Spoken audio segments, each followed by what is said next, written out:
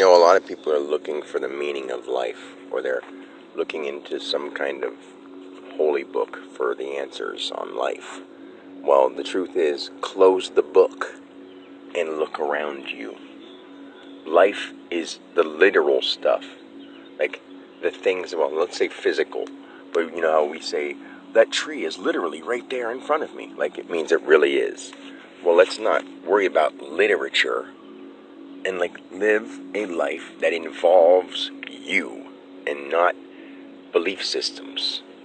You look at what it is, you establish how you feel about it and how you want to react to it, instead of reacting or feeling a certain way about it because that's what's expected of you, or that's what other people do, and that's how you should act because that's what you've been told, or that's what it looks like.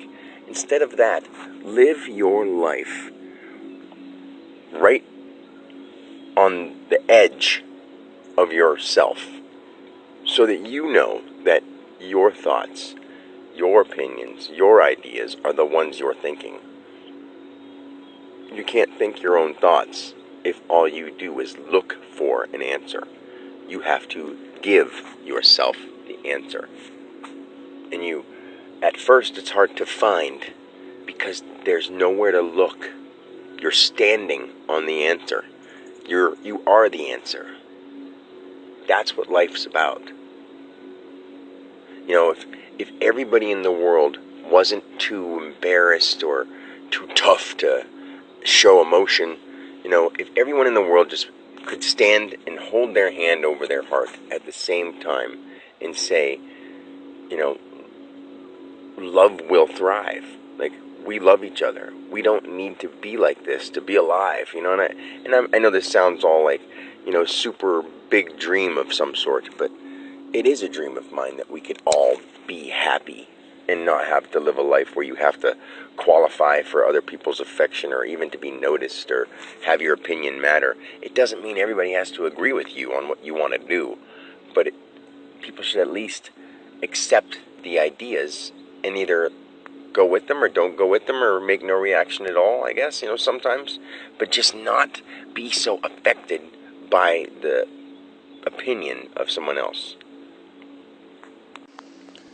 Looking inside the religious books and trying to live like people did all those years ago, it means nothing at all, because it'll never be what it was years ago. And we don't know any of the details about those peoples in the books, except for the book. If you wrote a book about yourself and then read it, have you ever noticed that if someone tells you a story about yourself from years ago, you'll be like, yeah, I remember doing that, but you don't remember all the details. Because it happened, but it didn't really happen. All that really happened is the stuff you were conscious enough to remember. Or, it's all there, and other people will remind you. But then when you remember it, it's not a physical thing. It's just something you remember as a physical thing. I remember doing that, yeah. But first, people try to act as if, the first thing that life ever was a sight or a sound. But you have to have the inner feeling first. That inner feeling. You didn't see anything or hear anything until you felt something. That closeness. When someone's really close to you, you don't have to listen. You don't have to look. You don't have to smell.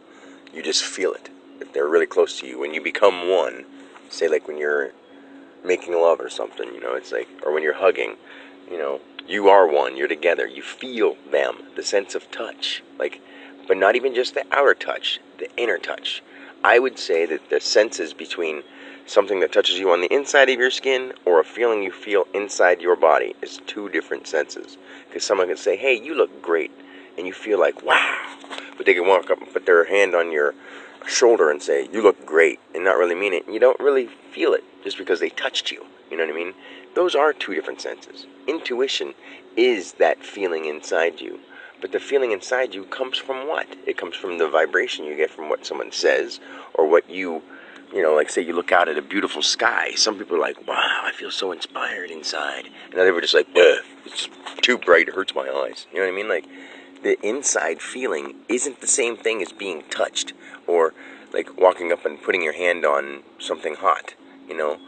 It's so different. It's not a hot or cold kind of feeling, or a sensed feeling, or a tickly feeling. It can tingle.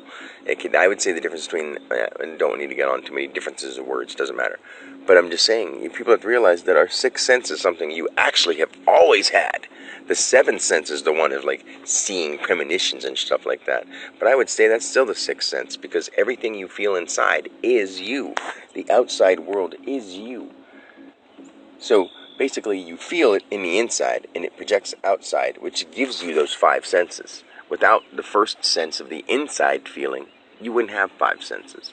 So our sixth sense is really our only sense, but that might not make any sense to some people. Anyway, that's all I'm going to say for now.